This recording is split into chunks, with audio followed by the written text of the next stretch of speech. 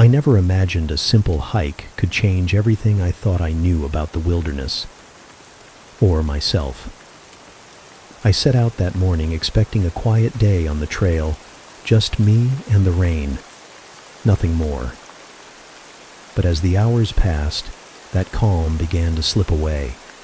The rain wasn't just falling, it was falling harder, saturating the earth and blurring the line between safety and danger. Every step I took, the forest grew heavier, thicker, and somehow colder. It was as if the storm had washed away the familiar and left behind something else. Something watching, waiting in the shadows of the dripping leaves and crumbling rocks. At first, I told myself it was just the weather, just the wind playing tricks, the storm making sounds that a dry forest would never have. But then the trail beneath my boots started to feel different, like the path itself was shifting, uncertain. I lost my bearings, and not because of the rain alone. Something about the forest changed that day. The air tasted different, thicker, and with every breath, a creeping unease settled in my chest. As the day turned into night, the rain showed no sign of stopping. My flashlight flickered like it was struggling against the darkness. The woods around me no longer seemed like the place I had known for years. The rain seemed to drown out all other sound, except for one, faint but persistent, a rhythmic tapping, like something being dragged over wet leaves or maybe branches snapping under unseen weight. But the woods were empty, or so I hoped. I kept moving, but every sound made me stop and listen. Every splash of my boots felt louder than before, as if the forest was shrinking around me, closing in. That night, the rain didn't just fall, it weighed me down. I was soaked to the bone, cold in a way that chilled my soul, and I realized something important. This wasn't just a storm. This was a moment that would change everything I thought I knew about the wilderness. Because behind the relentless downpour, beneath the heavy dark clouds, something had shifted. Something that turned the familiar into a place where even silence could scream. The plan was simple. I had 3 days off, no obligations, and a stretch of trail I'd hiked before. Not often, but enough to remember its switchbacks, its steep ridges, and the way the trees opened into quiet meadows around mile 6. The weather was supposed to be stable, cool with only scattered showers, according to the last forecast I checked. I packed accordingly. Not for survival, just for comfort. Layers, water, a basic tarp, and enough dried food to get me through. I left my car at the southern trailhead just before noon. A few other vehicles were parked there, but I didn't see another soul on the trail. At first, that was welcome. I hiked to be alone, to breathe in silence, to think without interruption. And that's exactly what those first few hours gave me. The rain started lightly, just a mist at first, brushing the tops of my sleeves and dampening the leaves. It was peaceful, the kind of rain that makes you feel insulated from the world, like the forest is letting you in. Just you and the quiet hiss of water on bark and moss.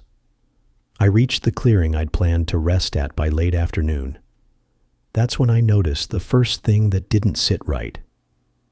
There were signs of a campsite, but no one around. A pile of rocks arranged like a fire pit, still wet and blackened from recent use. A piece of blue nylon, maybe part of a poncho, snagged on a low branch. Nothing unusual by itself, but something about the arrangement felt rushed. Like whoever had been there left faster than they planned. No footprints in the mud, no wrappers or bottles, nothing that usually litters a careless sight. Just a presence, faint but impossible to shake, like I had arrived just after something had ended, or just before something was about to begin. I stayed for 10 minutes, ate half a protein bar, then I moved on. I told myself it didn't matter. People pack up early all the time. But as I started up the next hill, the mist turned heavier, and the trail became more difficult to follow. Not washed out, just unfamiliar. Markers were spaced farther than they should have been. The landscape looked changed. I passed a felled tree I didn't remember, and the rock formation near the ridgeline looked newer, like it hadn't been there a year ago. Maybe erosion, maybe my memory. Still, I kept going. Around 5 p.m., I reached the spot I'd planned to camp, a small rise with decent elevation and enough tree cover to break the worst of the rain. I set up a temporary tarp between two narrow birch trees and waited out the worst of the downpour. And that's when I first noticed the silence. Total. No wind, no bird calls, no distant movement. Just the sound of my breath and the rain sliding down nylon. It's hard to explain how loud silence can feel when you expect noise. That kind of quiet presses on you, makes you second guess where you are. I didn't like it. I unpacked as little as I could and made the decision to move again in the morning, earlier than planned. But I didn't sleep well. My body was tired, but my thoughts were restless. Something felt off, a kind of weight in the air, like I'd stumbled into a place that didn't want me there. And as the night deepened, that feeling only grew. I didn't know it yet, but I had already passed the last marker. From that point forward, I would no longer be on the mapped trail. I woke up to the sound of water, not rain, something slower, closer. A trickling, uneven sound just beyond the edge of the tarp. I assumed it was runoff or a small stream that had formed overnight. But when I stepped outside, there was nothing there. Just soaked ground and trees dripping with yesterday's storm. The sound had stopped the second I moved. The tarp was holding up, but the trail was not. What was once a solid path had turned to loose soil and rivulets, and every few steps my boot would slip deeper into mud than I expected. Worse still, the markers were gone. I'm not exaggerating, not hidden or faded, gone. No paint on the trees, no carved signs, nothing. I walked in circles for almost an hour trying to pick up the route again, using the slope of the land and tree formations I vaguely remembered. But the more I looked, the more I realized I was already too far in.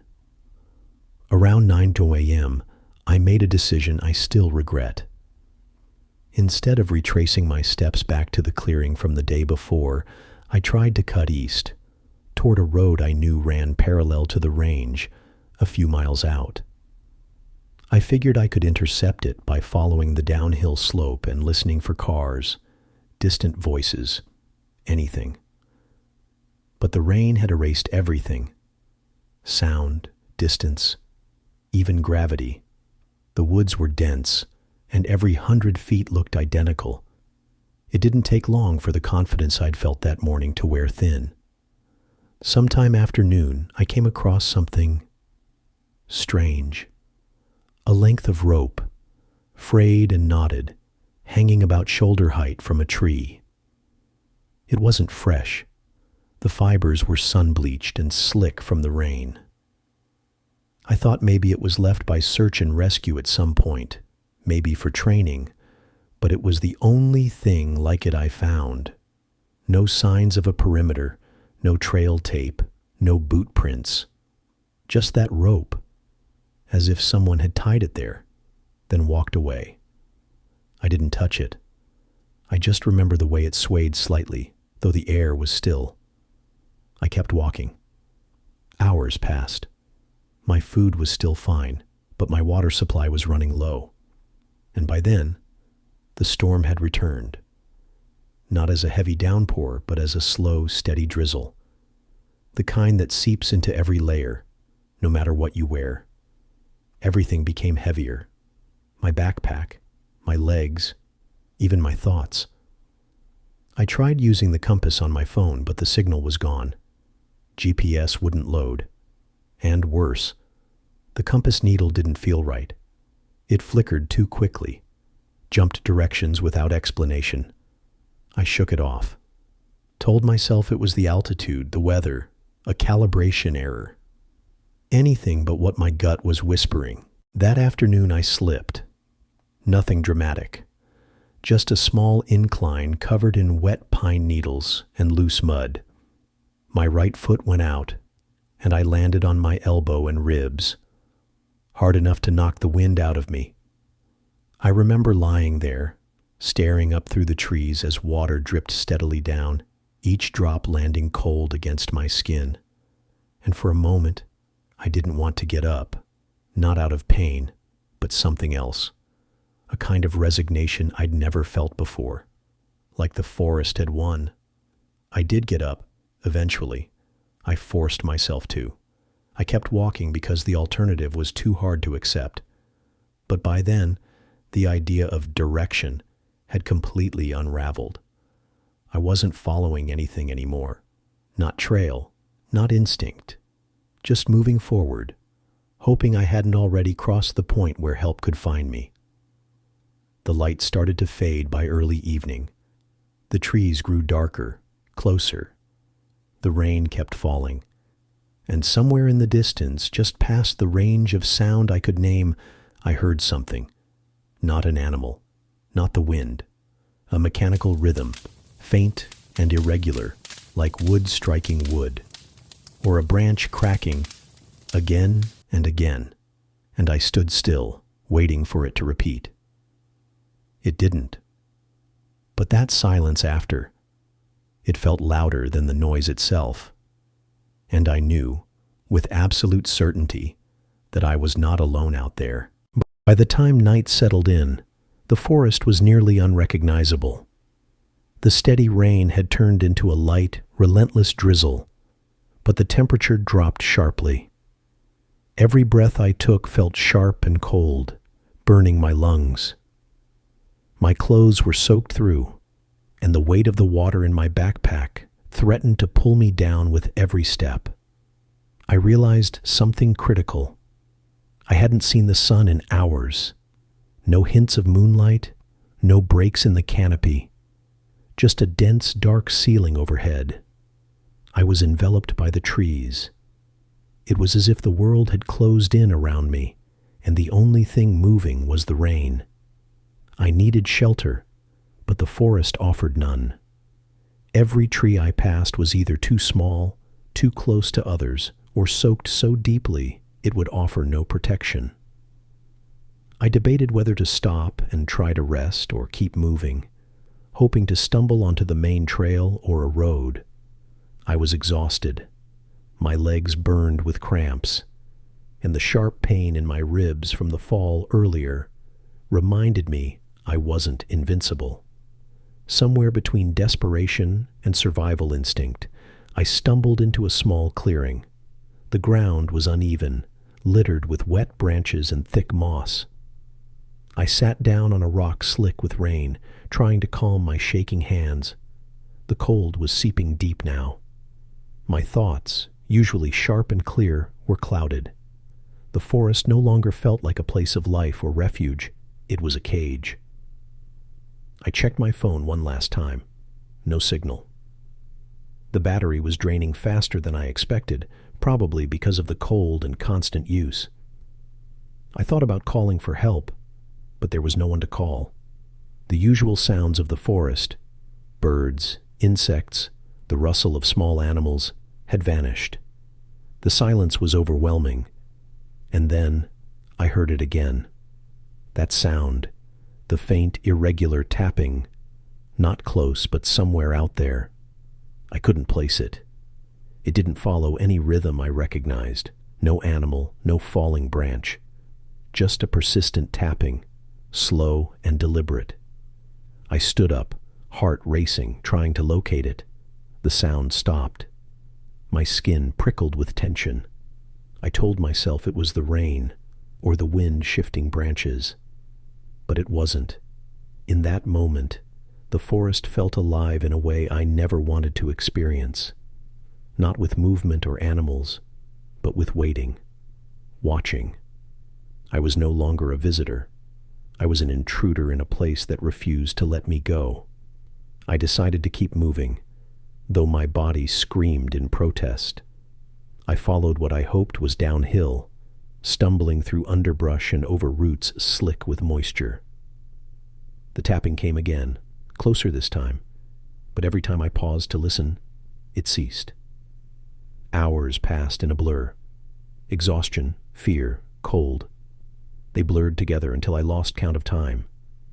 I began to question everything, my sense of direction, my memory, my sanity. And then, just as the first pale light of dawn seeped through the trees, I found the trail again, faint but unmistakable. I collapsed onto the muddy path, relief flooding through me. I was alive. But the forest had changed me. The rain had washed away more than just dirt and sweat. It had stripped away certainty, comfort, safety. That day, I learned that nature isn't always beautiful or forgiving. Sometimes it's just relentless, and sometimes the hardest battles are fought in silence, under cold skies, with nothing but your own will to keep you moving forward. When I finally made it back to the car, the first thing I did was sit silently for a long time. Not because I was physically drained, though I was, but because my mind was overwhelmed by everything I'd been through. It's strange, the way such an ordeal can leave a mark, not just on your body, but on your understanding of the world. I had always believed that nature, as wild as it was, had boundaries I could navigate with preparation and respect. But that day, I realized how fragile those boundaries really are. The forest didn't want to harm me, or at least not in any way I could explain. There was no malice, no human threat, just the indifference of the natural world, the unpredictability of weather, and the limits of my own knowledge. After I got home, I researched everything I could about the area. Weather patterns, wildlife behavior, terrain changes. Nothing explained the disappearance of the trail markers or the strange rope I'd found. The tapping sound? That remains a mystery.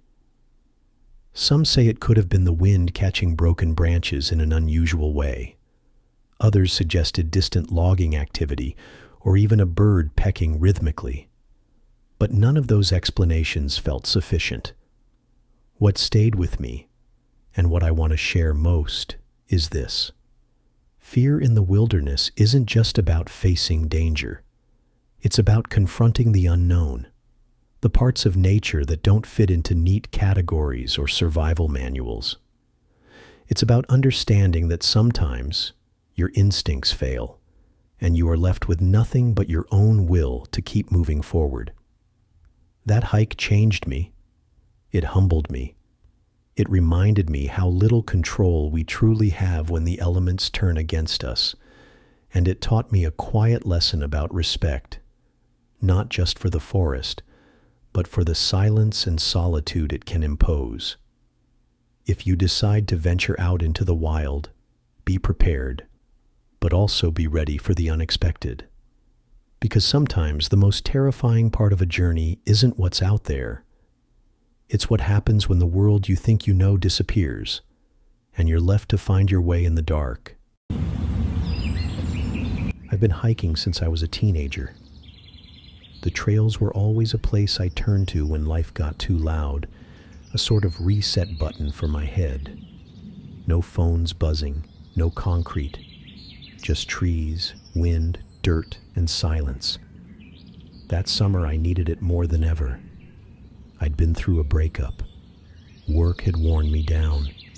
I wanted to get away from people, from questions, from everything. I picked a trail I'd never done before, about 30 miles deep in the Cascades.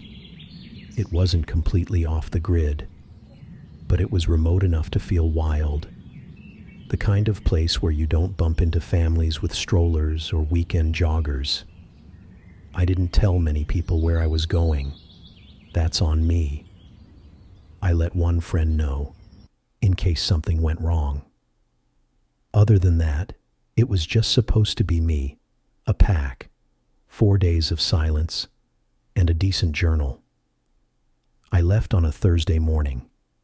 The forecast said clear skies, low humidity. It was the kind of quiet day where the sun filters through the trees like stained glass. I remember thinking, this is exactly what I needed. The trail I chose was part of the North Cascades backcountry, not far from the Canadian border.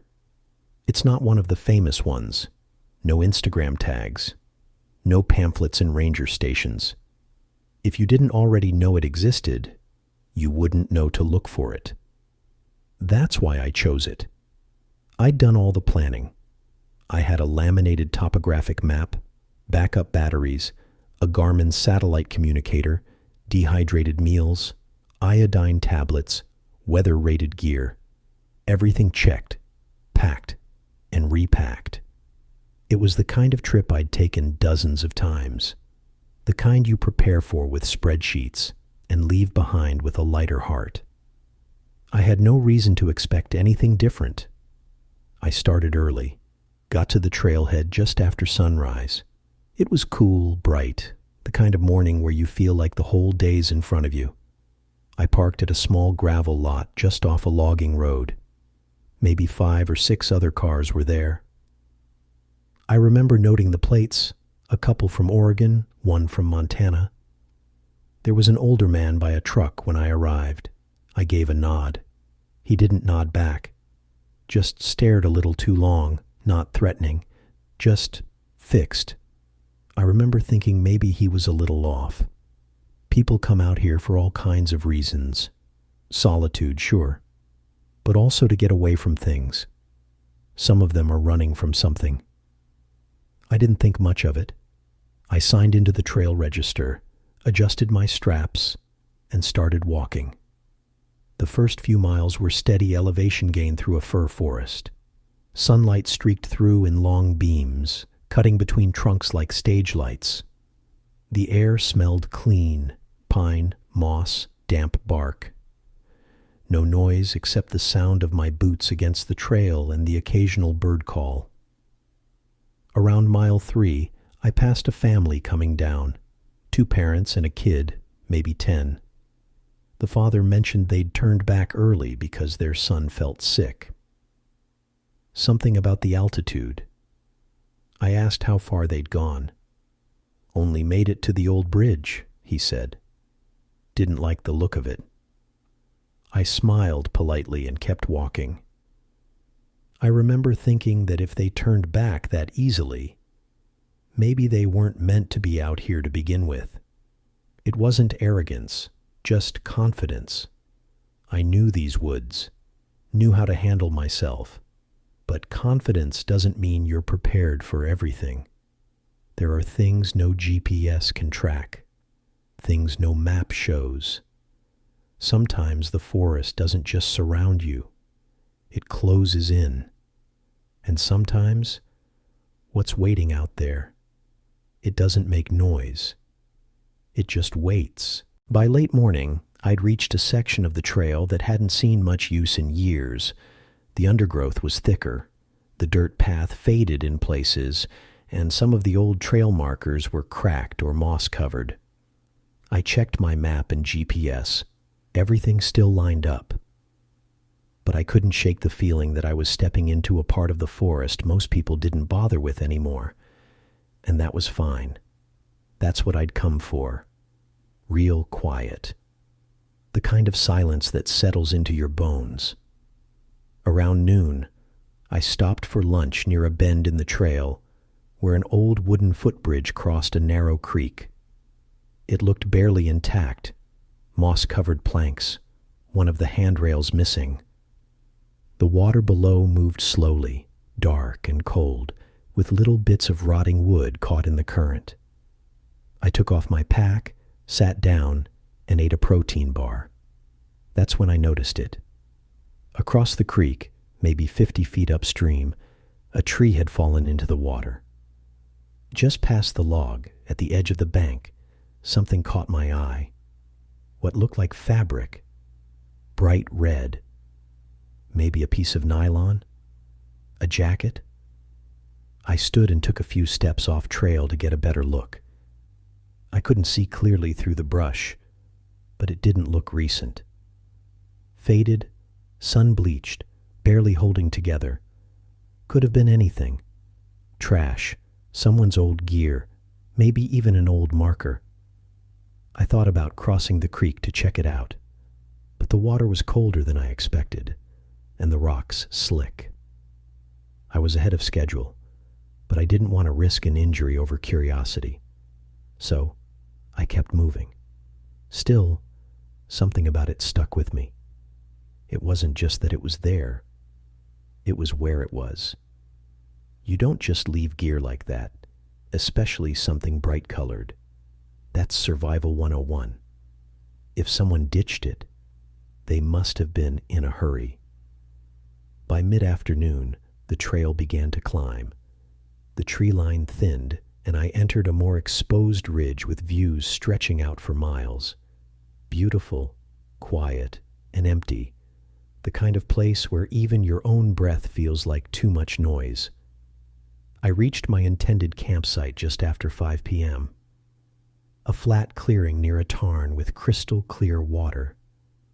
I remember thinking it looked like a painting. Snow still clung to the northern face of the slope above me. I set up my tent, filtered water, cooked a basic meal, the usual routine. Everything was fine. But as the sun began to drop behind the ridge, I started to feel off. Not scared exactly. Not yet, just watched. I've camped alone more times than I can count. That feeling usually fades after sunset, but this one didn't. It stayed with me, like something in the tree line just beyond my headlamp, not moving, not making a sound, just there. I told myself it was nerves, that it was just the isolation messing with my head. I got into my sleeping bag, zipped the tent shut, and stared at the ceiling until my eyes gave out. Around 1:30 a.m., I woke up. No dream, no noise, just awake. And when I looked toward the mesh door of my tent, I saw, just for a second, the faintest outline of movement. Something passing between the trees. I stayed still, didn't breathe, didn't blink. But when I finally got the courage to unzip the tent and shine my light, there was nothing there. No sound, no trail, no broken branches, just the forest, still and blank as before. But I swear to you, I wasn't alone. I woke up to frost on the inside of my tent. A thin film of ice clinging to the nylon like a warning. Early autumn, high elevation. It wasn't unusual, but it felt wrong. I didn't remember it getting that cold. I didn't remember hearing the wind pick up. I didn't remember falling back asleep. Everything felt interrupted. I packed up slowly that morning. Boiled water for oatmeal, sipped my coffee without tasting it. I kept glancing toward the woods where I'd seen the shape, or thought I'd seen it, the night before. There was no sign of disturbance, no prints, no broken twigs, not even a thread out of place, and still, I couldn't shake the weight in my chest. I started hiking by 9. My goal was a small basin about 8 miles farther in, rarely trafficked, according to trip reports. A glacier-fed lake, no established campground, just raw land. Within an hour, I noticed something else. The trail looked different. Subtle things at first. Markers that weren't where they should be. A carved arrow I didn't remember passing the day before. A branch across the trail that hadn't been there. I double-checked my map. The GPS still had me on the right path. I chalked it up to fatigue. Maybe I'd missed things. Maybe I was seeing patterns where there weren't any. Still, I started marking my own path. Quietly. Little stones balanced on logs, a twist of cord tied to a branch. I didn't want to get turned around. Not this far in. Around noon I found another one. A shirt, torn, filthy, snagged high in the branches of a young pine, maybe 7 feet off the ground. It was red. I stood under it for a long time, not touching it, just staring. It looked like it had been there a while, weathered, stiff, sun-faded.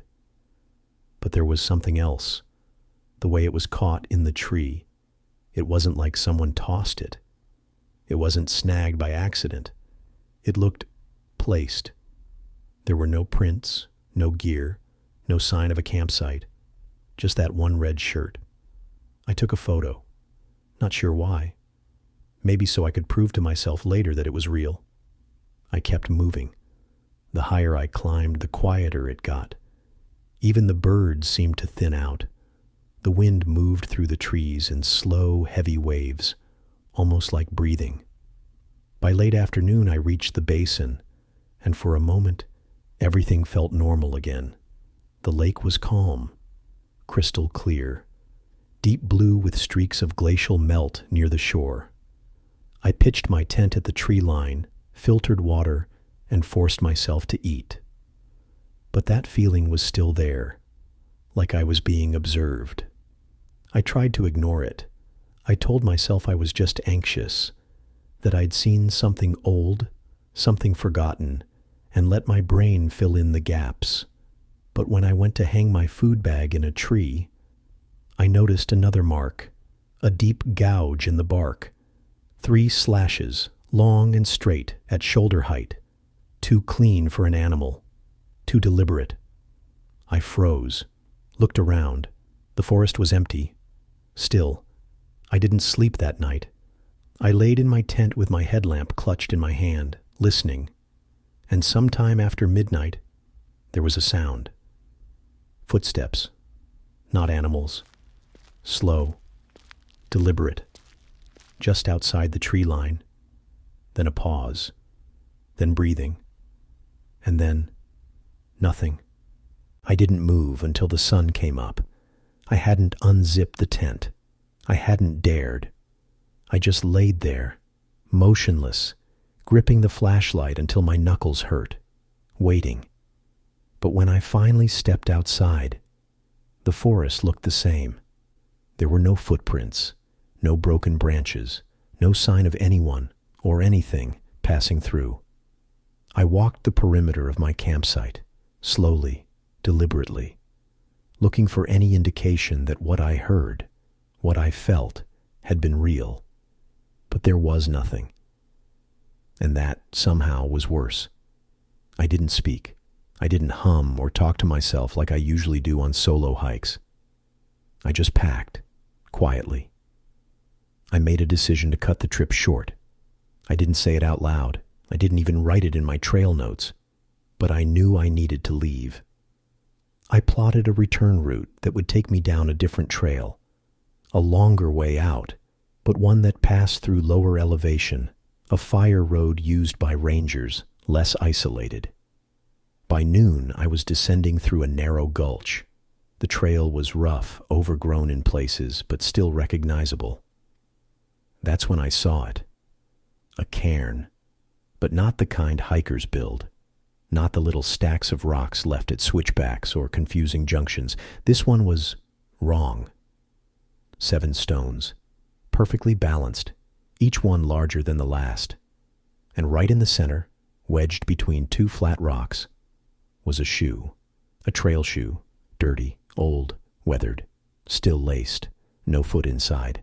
I didn't touch it. I barely looked at it. I just kept walking. The trail wound down into a dense ravine, thick with pine and alder. The light thinned, the trees grew closer, and the temperature dropped despite the elevation change. I felt closed in, like I was moving deeper into something instead of out. I tried to check my GPS. No signal. I checked the time. 3:42 p.m. I should have been out of the ravine by now, but the trail had changed. No turns, no forks, just subtle shifts. I was still going downhill, still following what looked like a path, but none of it looked familiar. And then I heard it. Voices, not words, not shouting, just low humming? No, more like a rhythmic murmur, far off. I stopped walking and listened. The sound faded. I took 3 steps forward, and it returned. I turned around, took 2 steps back. Silence. I didn't move for a full minute. Just stood there, heart pounding, staring into the thick trees. Then I saw something between the trunks. A second cairn, smaller than the first. And beside it, a photograph, water-stained, folded at the edges. A picture of a man, late 30s, smiling, no backpack, no gear, just standing there, in the same woods. I didn't recognize him, and I couldn't explain why it made my stomach turn. I didn't take the photo. I didn't even touch it. I just turned around, picked up my pace, and walked until the trail opened up into a clearing. And that's when I saw something that stopped me cold. My own trail marker. One of the stones I had stacked the day before, balanced on a log, with the bit of yellow cord still tied to the branch above it. I had gone in a circle, a full, perfect loop. But there were no forks, no turns, no way to have done that. The forest had shifted, or something had shifted me. I didn't sleep. After realizing I had looped back, I pitched my tent just before dusk, more out of ritual than purpose. But I didn't crawl in. I sat outside, my back against a tree, flashlight in one hand, my old trail knife in the other, listening. The forest wasn't quiet. It should have been. This deep in, most sounds die out at night, but there were noises, strange ones. I heard tapping, rhythmic, then dragging, a scraping sound that didn't belong to any animal I knew. Then, much later, something that I still struggle to describe. It was a voice, but not quite human, like someone imitating speech without understanding it, mocking cadence but missing meaning. I didn't move. I didn't breathe. And eventually, it stopped. At dawn, I started walking. I didn't eat. I didn't even refill my water. My only focus was finding a way out. The terrain grew stranger, trees that didn't belong in this elevation, moss that coated the trunks like a carpet, and the path. It wasn't the one I knew. I kept checking the compass. It spun. At first, I thought it was broken, old, maybe demagnetized. But when I laid it on a rock, perfectly still, it kept rotating. Clockwise, always clockwise. I tried to laugh, to rationalize, but I couldn't. Around midday, I reached what looked like a man-made path, gravel, flattened underfoot. I thought, finally, a service road, or a logging trail. But as I followed it, something felt off. The trees grew taller here, not just taller, too tall, like coastal redwoods, but this wasn't their range. Their trunks stretched endlessly into the sky, their branches merging into a canopy that choked out the sun. I couldn't tell the time. I walked for hours in that dim corridor until the path ended abruptly, at a wall of stone, a cliff face, no signage, no trailhead. But something was etched into the rock, dozens of shallow grooves, carvings maybe. At first glance, they looked like animal scratchings, but as I got closer, they resembled letters, not in any language I could read, but aligned, intentional. I reached out to touch one and felt something warm. The stone shouldn't have been warm. My fingers recoiled. I turned around to retrace my steps, and the trail was gone, not overgrown, not shifted, just not there. Where gravel had been, there was now bare forest floor, undisturbed. I stood there motionless, for maybe 5 minutes. Then I ran. No direction, no path, just running. I think I ran for nearly half an hour before collapsing. When I finally caught my breath, I opened my pack to grab my radio beacon, the emergency one, something I always carry but never use. I pulled it out, flipped the switch, and the LED blinked once, then died. Battery was full when I left. I sat there in silence, waiting for the weight of fear to crash down, the full realization of what this meant. But it didn't. What came instead was calm, not peace, not relief, just a hollow, detached clarity. I was alone, and this place, wherever I was, didn't follow rules, and I didn't know if it ever had. I don't remember falling asleep, but I must have, because I woke up at first light, curled against a tree, stiff and cold. I forced myself up and started moving again, slowly, painfully. My compass still spun in odd ways, but I decided to follow the slope. I knew that if I kept heading downhill, I'd eventually reach a river or trail or something. By late morning, I heard it. Water. Not a stream or trickle, but rushing, echoing. I followed the sound through thick underbrush until I stumbled onto a wide creek, the same one I remembered crossing on my second day. I was sure of it, and on the far side, I saw it, a narrow footbridge, weathered, moss-covered. I'd missed it before, but it was there, real, solid. I crossed, barely daring to believe it, and not long after I found a marker, a faded wooden sign nailed to a tree. Trailhead, 3.2 miles. I nearly collapsed. I laughed. I cried. I moved faster now, driven by something close to hope. My legs were weak, my mouth dry, but I pushed on until, just past noon, I saw the gravel lot. My car, right where I left it, and standing beside it, a figure in a green jacket. A park ranger. He waved when he saw me. I think I waved back. "You okay?" he asked, already stepping toward me. "You're 2 days overdue. We were about to send a search team." I nodded, my voice barely working. I got turned around. He helped me sit, gave me water, checked my vitals. He said I was lucky, that this wilderness, beautiful as it is, doesn't always give people second chances. I didn't tell him everything, not about the cairns, not about the scratches, not about the photo or the warm stone. I just said, "I think I need a new trail book." He chuckled, but I didn't.